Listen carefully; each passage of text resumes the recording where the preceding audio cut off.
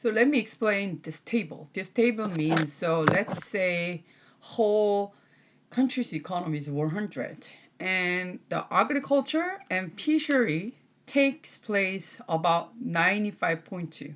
Mining is 1.3. Manufacturing is 3.5 in from 1910 to 1950. So that means that 95% of people or economy is based on agriculture and fishery. But if you can see, 1940, it became about 70%, and mining was 8.3%, and manufacturing 22%. That means even though Korea was very agricultural society, the economy heavily depend on until 1940 still agriculture, but manufacturing developed. That's what we can see from this table, right? So mining was only 1.3%, but it became 8%. That must be 800% has been increased mining during for 30 years. And the manufacturing it was only 3.5, but it became 22%. That means like 700% it has been increased. But agriculture and fishery it's only 70%. So we can maybe understand this phenomena in a different way. So first of all, we may think that it's because whole economy has been developed. So even though like the production of agriculture has not been decreased, but still, I mean, the portion of agriculture and fishery has been shrink. That's what we can argue. So according to Articoli, that might be right. So Articoli saying, thanks to Japan, South Korea's economy has been developed, and then especially like rice production has been developed. That's what Articoli argues. So that means even though the portion of agriculture has been shrink over time, but the rice production per se itself doesn't really has been changed. That's what that's what Articoli argue, right? But they actually looked at the real production, and they found out that there was very heavy agricultural depression. So according to article, so if you look at page 869, let me read it. So for example, Yamada finds that agriculture depression of the 1920s to be much deeper, with only 0.6% average annual growth for the decade. So it means that agricultural proportion of agriculture and fishery has been shrink, but at the same time, the production in terms of production, it doesn't really has been increased. So, and only 1.5% growth for 1920 to 35. So agriculture rice, they article argues that they did land reforms, right? And then based on this land reform, they surveyed land and they categorize by land characteristic. And then they say, this land is good for rice, or this land is good for potato, like that. And then it has been increased the productions of rice. But according to Hecat, actually it's not true. So weak performance of agriculture reflects the fact that despite extensive protection, the relative price of rice was severely depressed in the empire during 1919 to 22, and again in 1926 to 33, due precisely to Tokyo's overzealous efforts both to control price and to increase production. So higher growth reported at the end of 1930s is partially explained by tightening of control, inventory accumulation in connection with the war efforts, and the increasing diversion of supply into military consumption. These can hardly be considered favorable developments. So that's about it. So according to this article, I mean, rice, according to article, it should be developed, but it wasn't true. So price of rice was severely depressed, and then Japan made very little effort to increase productivity in non-rice crops, despite the fact that these crops constantly accounted for over 40% of total agricultural output. So the production of rice doesn't really have been improved over time. So I mean, article also show like only 1.5%. So 1.5% is not really good, like mark. The Based on the efforts of what Japanese government did, right? So overall productivity growth is negative 0.2% for all of the 1920s. That's the point. So I mean, the Japan they say like Japan contribute to development state model, but the first argument about rice doesn't really provide anything, and turned positive 1.2% in the first half of the 1930s, but is again negative 0.3% in the second half of the 1930s. That means no productivity growth in agriculture during 1920 to 1939, even decline we compare 1920 to 1944. So general that means I mean we had to like Atukoli also admit that there was rice productivity increase. And then even though there was rice productivity increase, the South Koreans didn't really get favored, right? Because these rice were forced to export to Japan because of this military imperialism.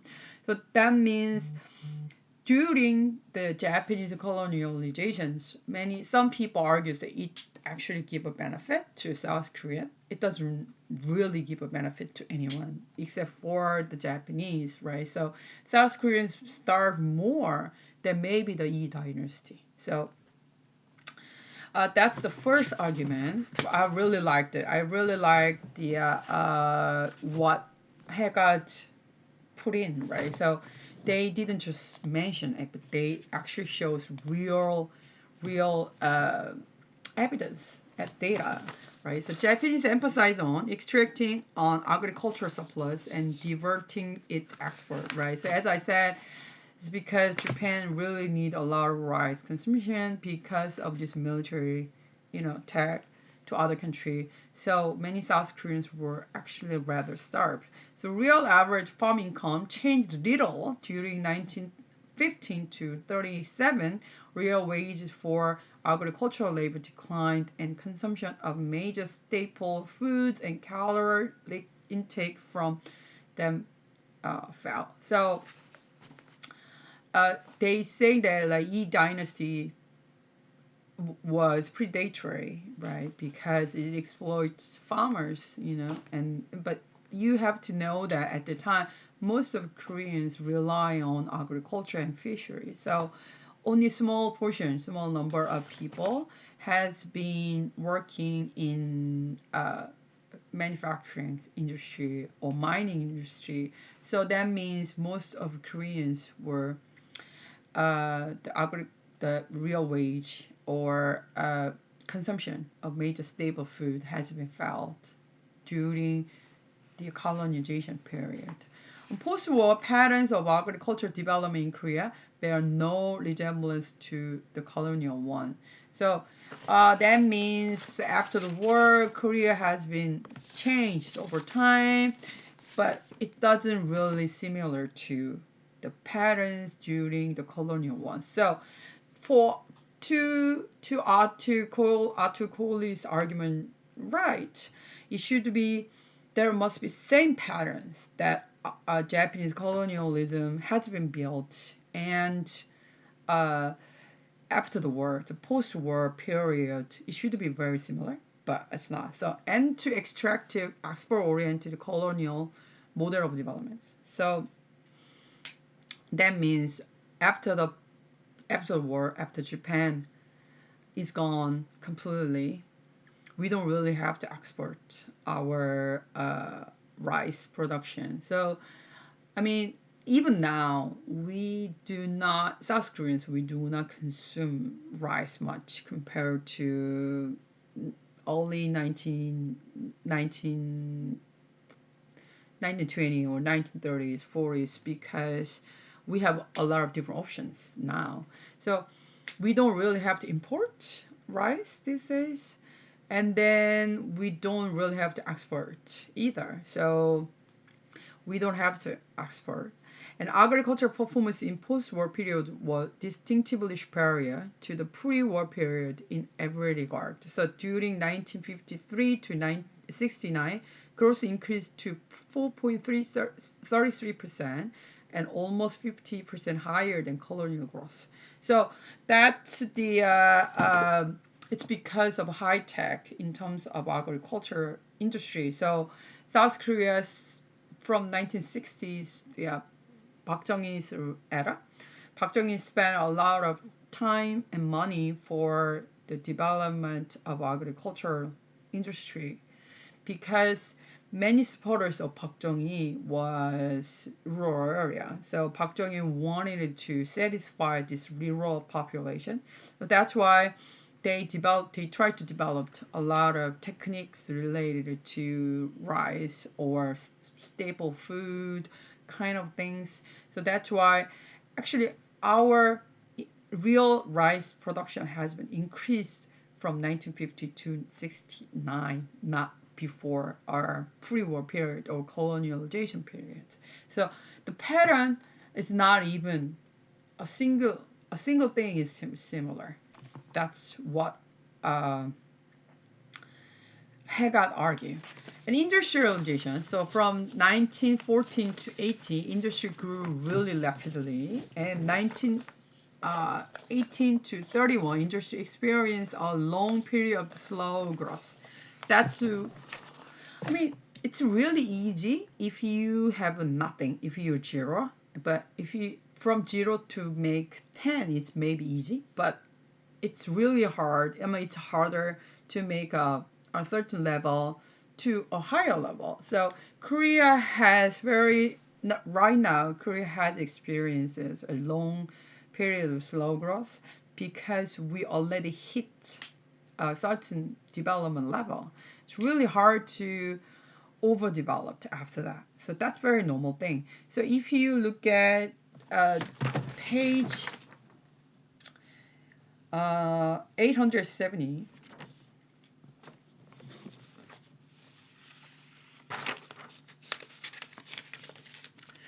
I wanted to emphasize one more thing. So if you look at page 870 in the middle of this article here, there is a very good expression. So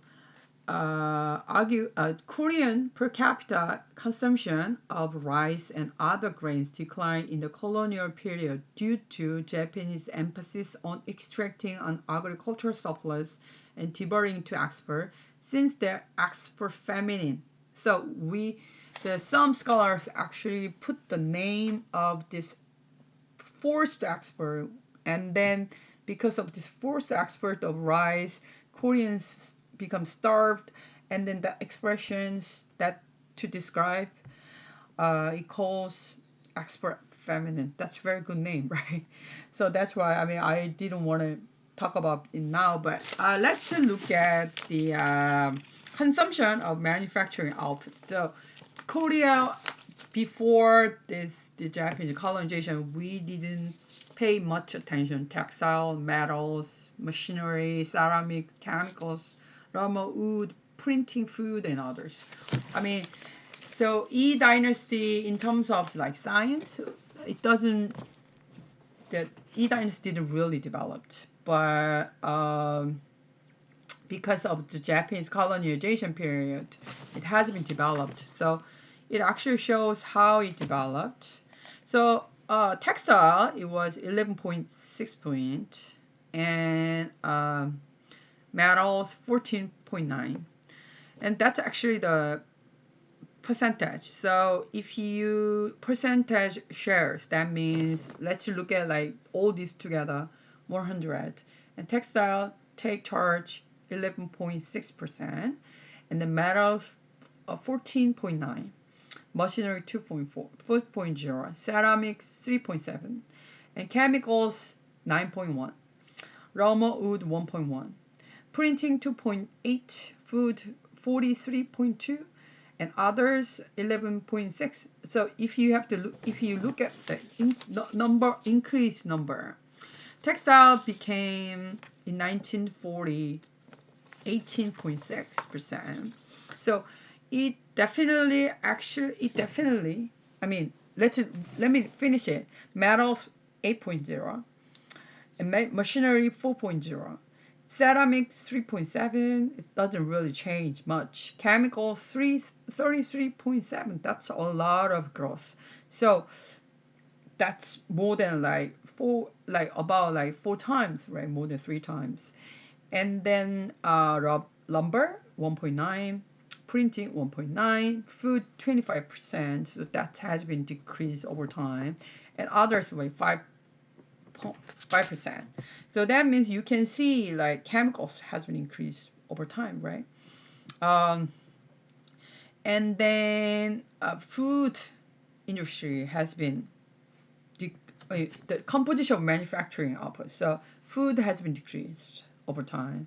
So chemicals, that's very interesting, right? So we have to know why do they need really, chemicals, according to the Haggard and Kaufman, energy, natural resource incentive heavy industries in Korea as a component of its post 1931 push into Manchuria. So Manchuria area, like Japan colonizes Manchuria area, right? And then they need this energy, natural resource intensive heavy industry. So that means they need chemicals for the war, right? So it has been developed, and if you look at the compositions of manufacturing output, what we can understand what Japan really need at the time. So at first maybe the rice. Rice was exported over time constantly, but chemicals for the war. So it means that the development of a chemical doesn't really need or doesn't really go to Korean economic development. And then the important thing he wanted to point out. So, I mean, we can talk about the legacy. So maybe Japan say, yeah, maybe we extracted from you, but we gave know-hows, right, to the Koreans. That's how Koreans learned economy, right? So maybe the chemicals Koreans work there and they can learn the know-hows. So I mean, industrialization is very important point if article is right. So according to article, if you look at the page 871, it gives actually also the evidence the how much Japan owned our industrialization. So Japanese totally owned 58.6% of all firms in Korea. So that means like 42%, 42%, right? 42% were owned by about 42% owned by Koreans. So just Japanese investors account for 90.9% of all paid capital, especially in capital intensive heavy industries, chemicals, metals, and machinery. So that means let's look at like Korean and Japanese ownership 1940 by percentage and paid in capital. So metal 2%, only Korean get 2%. Machinery 42, that is high, right? And chemicals 1%, 100%. Electricity, gas 100%. Ceramics 100%. Textile 15, lumber and wood 10%, foodstuff 7%, printing and publishing 43%, other 6%. But you shouldn't miss one thing. So if you look at here, the most important manufacturing output is chemical. 33.7. It's all owned by Japanese people. That means we don't really we can't own important sector in the development. So during the Japanese colonization, maybe economically has been developed. We may have learned know-how, but if you look at the number, actual number here, the most developed area may be the chemical. But chemicals were all owned by Japan. And electricity and gas, it's also very important, right? To important techniques, but 100% Japanese, ceramics 100%. Only the easy ones like machinery, textile only like it take part in like 60%, right? But 15% only Koreans. And then printing and industry. So if you look at the printing, it's only 1.9%. It doesn't really develop. So it was 2.8, but it has been also decreased. So in not important sections, only not important sections, Koreans could own the industry. So, well, I'm not sure that Atukole's arguments know how kind of things, right? And the Kohli note that South Koreans was beneficiary of the fact that it houses the lion's share of textile and food processing industries as well as machine and tool industry. That's true, right? So you can see like many Koreans were machinery, printing, right, and textile industry. That's what Arthur Crowley wanted to say. See, like even though Koreans only that part, but Koreans could own the farms, and that's actually the legacy. But they wanted to give the idea. If you look at table 6, that's a geographic location of economic activity, regional shares of net commodity or product.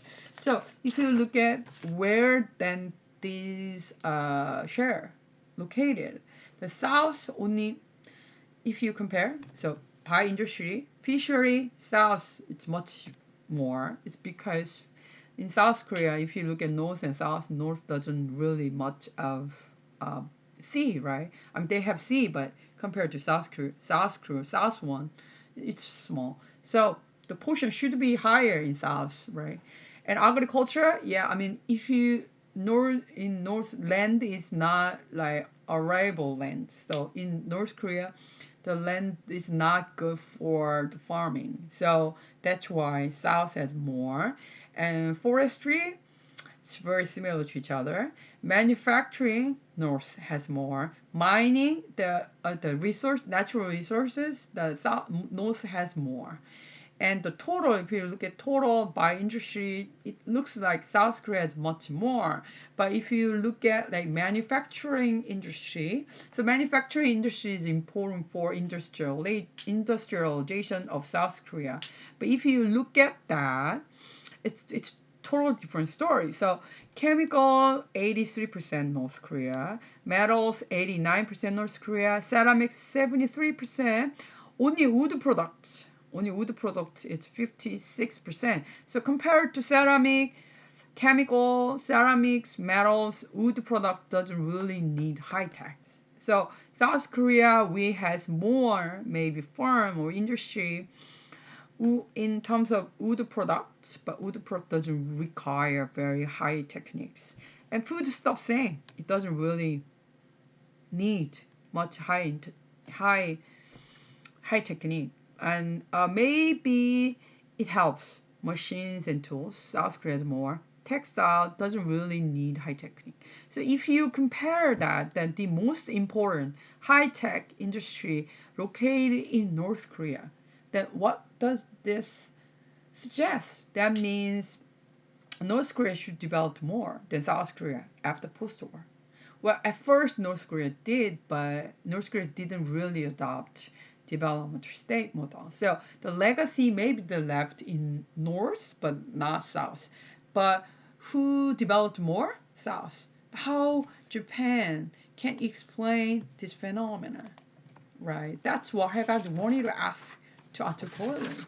The post-war period put total industrial output in 1948 was only 1/5 the 1940 level. That's the point. That's very important point. So if Article is right, so if he's right, yeah, I mean, South Korea during the colonization, they learned how know-hows or how to manage kind of things. Then the total industry output should be higher because people left, right? I mean, South Koreans who used to work there is in South Korea. Then they have to develop, but the level has significantly dropped. That means most of industries was owned by Japan and it was developed by Japan and it was developed for the Japan, right? So from June 1945 to December 1949, the number of manufacturing firms decreased by nearly 50%. It doesn't really left, so they get rid of most of them. Employment in manufacturing declined by nearly 60%, falling from 352 to 122, 159. That's very detailed, right? So it didn't really help for economic development. The departure of Japanese was important cause of first world economy. So that means it became totally vacuum uh, in South Korean economy. So it doesn't really left over. So there was no left over whatsoever after Japan left. So it was completely vacuum. And then we didn't have really external economy relations at the time. We only has economy relations with Japan and by Japan. So it was completely vacuum. The most important thing is war damage. The total damage was 412 billion won, almost 2 times South Korea's total national production in 1953. So not only like economical damage, but also like population damage. Like 20% of population, Korean population has been killed during the Korean War. So, I mean, I wanted to argue that even though Article was partially right, I don't agree at all. But let's say like railroad, I mean, you can't get rid of railroad, right? Because Japan has been established railroad, but because of this war, everything is completely gone. So we actually rebuilt from the very beginning. It was much worse than the E dynasty. It was much worse than the colonialization period. And transport and infrastructure were not the hardest hit. That's the point. I mean, everything's gone. And not only transportation infrastructure, but also housing, government facility, and industry bore the brunt of destruction. So during the Korean War, everything was gone, nothing left. And 43% of manufacturing facility and 41% electrical generating capacity and 50% of coal mines in South Korea were destroyed or damaged. So that means we started over, right? So Japan, they can barely, how can they dare to argue that South Korea should thank to the Japanese colonization or the colonization was blessing for the South Koreans. That's not okay to argue, right? So and during the 1953 to 60, the U.S. aid became a central to Korea's growth. Well, we'll talk about definitely. So many, I mean, as you know, South Korea has been politically divided into two, right and left, and then the right person, right party, political party supporters, they argue that without the U.S. we couldn't develop like that. So we have thank forever.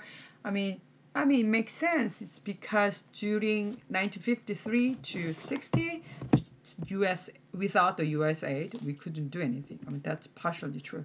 But I partially agree. And so the Japanese colonialism was a highly bureaucratic form of government. That's very true, and it was by Japan and Japanese government. And then we during the development state, we was very highly bureaucratic form of government. That's also true, but we have to know where this highly bureaucratic form of government actually was produced. That's the questions we have to ask then. why there is commonality between Japan's colonialism and the early stage of South Korean development state.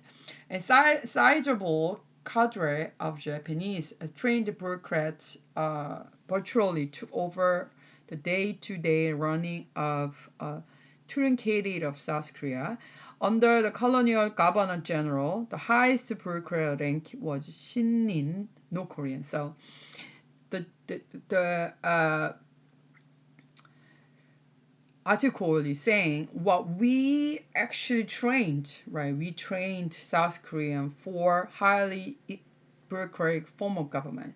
But if you look at who were in there, so highly bureaucratic form of government during the Japanese colonization, most of them were not Koreans. They are not Korean. They are usually like Japanese. Next rank was Jokunin. I can't Shinin Jokunin. So the highest level was Shinin, and the second level is Jokunin, and below that is Sonin. Only 55 Koreans of Jokunin. So that means the highest ranking. I mean, if you wanted to have highly bureaucratic form of government, then the most important level must be highest bureaucrat rank. But there was no Koreans. So how Koreans could learn of this skill, right? It's almost impossible because there was no high ranking position of Korean. And maybe the next ranking was Chokunin. And Chokunin was only 55 Koreans were Chokunin. So but they must be old, right? I mean, at the time, Koreans didn't live very long. Then, if you're considering then during the Japanese colonization, most of them, if when they become, if colonization is over, then maybe they are not alive yet, or some of them maybe survived, but how many could be? And the extent of continuity in personnel between the Japanese and post-independence period has almost certainly been exaggerated. So that's the main point of Haggard wanted to point it out. So there is no continuity in personnel because it wasn't okay at the time. So there were, of course, many Koreans who were loyal to the Japanese emperor at the time. So I'm not saying like normal people, but many Koreans were Japanese friendly, right? They adopt. I mean, I understand. I mean, there must they didn't have much choice at the time. But anyway, but after Japan leave, so there was no connections between the Japanese government and South Koreans. And reformers did not experience in colonial bureaucracy. So four major reformers were 36 in 1960. So that means there were we tried to reform the society, whole society, and then there were four major reforms, um, and it occurred in 1960. So we will learn what kind of reforms we had, but most of them didn't have experience. Maybe we follow some Japanese movement. It's possible, right? So there was Japanese movement, and we could follow it, but it doesn't really connection and continuity between the Japanese colonialism period and after the Korean development state. Most important institutional innovation of the Park period, 박정희's regime, the creation of Economic Planning Board has no parallel whatsoever in Japan nor in Japanese colonial administration. That's the important point that I wanted to argue too. So what was the most important economic development engine in South Korea was this creation of Economic Planning Board, EPB. Well, we will talk about a lot, EPB. But Japan has MITI, so that's ministry, right? So Ministry of Industry and Trade, that's the ministry. But we didn't have a ministry. I mean, we had a ministry, but ministry didn't really work for the economic growth. The most important thing was EPB. EPB was on the top. So it's a more higher level than the ministry. So it's if the EPB actually worked independently with the president of Park. So it has been gone. It's gone. It's perished after it was Kim Dae-jung. I well we will have a chance to learn, but it's a I think it's Kim Dae-jung or Kim Young-sak. I can't remember exactly, but it was gone because they think that it's a uh, symbol of tyranny. That's true, right? The symbol of totalitarianism. So that's why we get rid of it. But still, it was it was it worked quite a long time for economic growth in South Korea. So, but Japan didn't have the kind of board, but South Korea had. That how could we explain this, right? If we have learned from Japan, then we should have very similar things, but we don't. That's what it is. And then 경방, because Korean landlord, traditional commercial, 두산, new, so 화신, 공신, and 백산. So these kind of new industry, Gyeongbang and Doosan were not major exporters, and three others went bankrupt and played no roles in 1960. So that's the important thing. So if you look at page, so maybe some industry has left after Japan left. So some farms has left. So if you look at 876, table 7, 50 largest chaebol in 1983, but we don't really have to go 1983. That's really far from the Japanese colonialism. And pre 1910, there was no top 10, but we had a top 51 chaebol. And 1910 to 44, so we have 7, right, top 50, including top 10. And 1945, 1 and 5, so that's 6, right? So 경방, 두산, 화신, 경신, and 백산. So 6 was there, but 경방 and Doosan were not major exporters. So South Korea has been developed economically by export, but Gyeongbang and Doosan wasn't major exporters, so they didn't really contribute for economic development. But in three others, so Hwasin, Gyeongshin, and Baeksan were larger firms in 1950, but it all gone.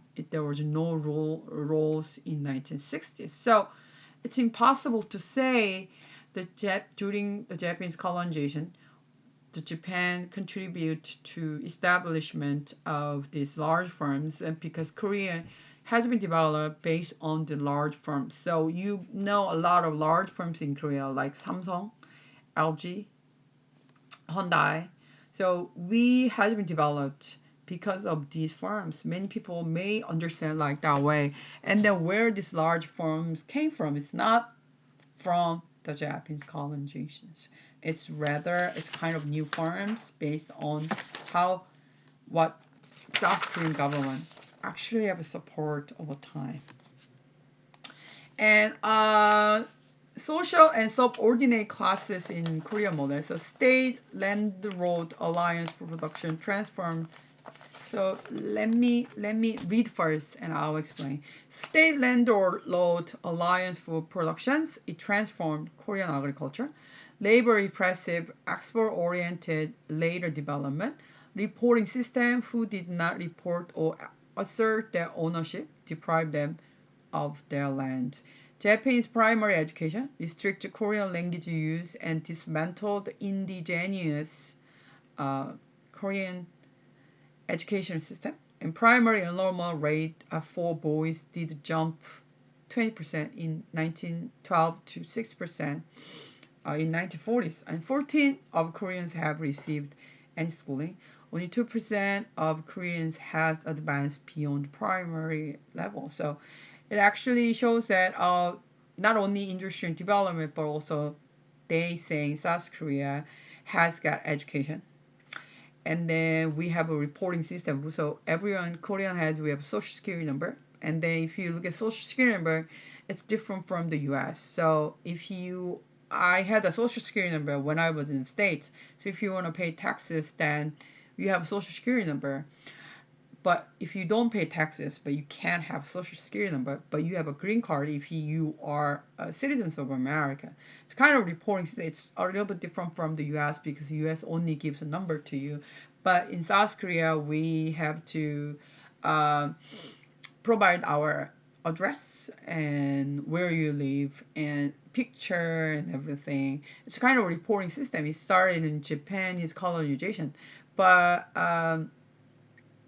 but not only that, and when the Japan has a subway, so uh, they put like they put announcement that if you wanted to argue that it's yours, if you wanted to talk about like it's your land, please let us know. That was kind of announced, but at the time many Koreans cannot read and write, so uh, who did not report or assert their land ownership, then they deprived their land. So many Japanese friendly politicians during the Japanese colonization, they are rich. It's not because they earned it, it's because they deprived land from these people. That's why they are rich. And labor repressive. So I explained that South Korea has been developed over time, and during that we had adopted export-oriented policy, and then labor's power was completely gone. And that the characteristic of this is not from the Japanese colonization. That's the characteristics of later development in 1960s. So there was definitely the vacuum, discontinuity between Japan and Korea from 1945 to 1953 or 19 even 60. So we didn't have a very official diplomat relationship between during those periods. So that was very clear discontinuity. And even though the article argues that we have legacies left in South Korea, but it's not true. It's exaggerated, right? So it's not really there. It doesn't really have impact. And Japan also talk about like educational system, but at the time it restricted Korean language, so it's not allowed for Koreans to speak and learn Korean at the time. So many old generation, I'm not sure they are even still alive, but most of them, they get aged and they died, and they are very fluent in Japanese. It's because they could learn only Japanese, and it dismantled the indigenous Korean education system. I'm not sure the indigenous Korean education system was very systematic at the time. I mean, as I said, we didn't have very official indigenous Korean education system, but we actually adopted Japanese ones. But we didn't have time to consider which education system is better for Koreans. So we didn't have chance for that. And then we think that, yeah, I mean, primary enrollment rate has been increased. So Koreans were eager for learning and studying. So as you can see, like more than 80% of population is they went to college. It's very amazing number compared to other country. I don't think it's a good thing, but anyway. So enrollment rate has been increased over time. It was only 20%, but it was 60%. That's very high number, but only for boys. But for women, doesn't really have a chance to learn. And so average 14% of Koreans have received any schooling. So I mean, compared to maybe the Yi dynasty, maybe it's better. But as you can see, as you know, Korean is very easy to learn. Like if you're Korean, then Korean 한글, 한국어, Korean language is very easy to write. So many normal people at the time, even Joseon Dynasty, they could learn Korean, but it wasn't okay to learn Korean. So illiteracy rate was quite high. And only 2% of Korean had advanced beyond the primary level. So like if you know like Korean independent activities like activist Yun Dongju, like he went all over to Japan. He went abroad to study in Japan. That's very rare. Like that's like top 0.1% as a Korean. So he was tortured, and he was tortured by Japanese government, and he was killed in jail. So Japanese government killed that kind of person. So he left a lot of Yun Dongju left a lot of good poems, right? He was very educated. That's very rare as a Korean. So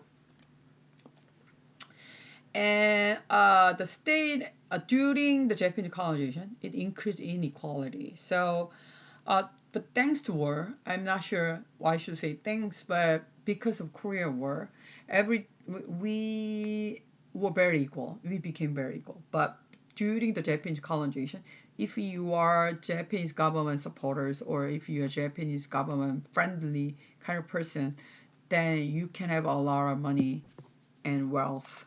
But if you work for independent, then not. So there is very inequality among Koreans. And Japanese colonialism exacerbated inequality, social conflict, no long learned economic growth overall. That's their major argument by Haggard et al.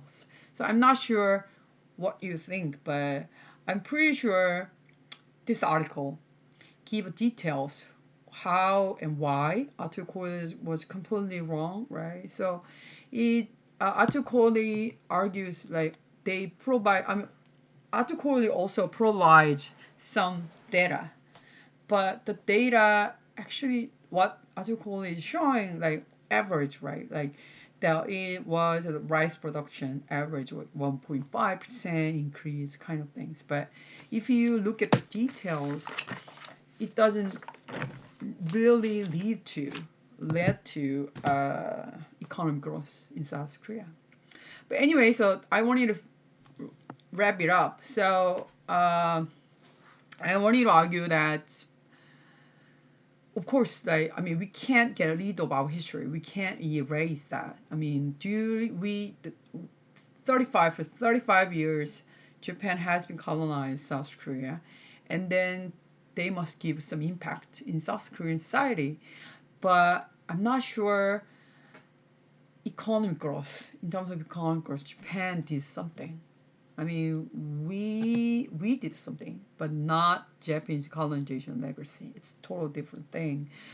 Uh, I mean, we still have some conflict, right? Social conflict because there is like Japanese friendly kind of politicians, and then some people they don't like Japan, like me. I don't like Japan much, and I don't like what Japan did right now because they are not honest with their histories. That's not okay with me.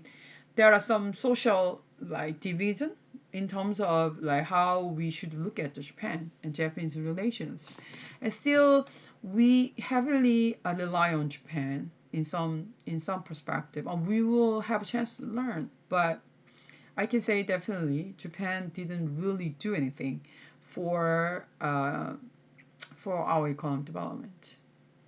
They got benefits out of Korean War during the Korean War. That's what I can say. So anyway, next video I want to talk about like how then Korea government has been developed over time and what's their strategy.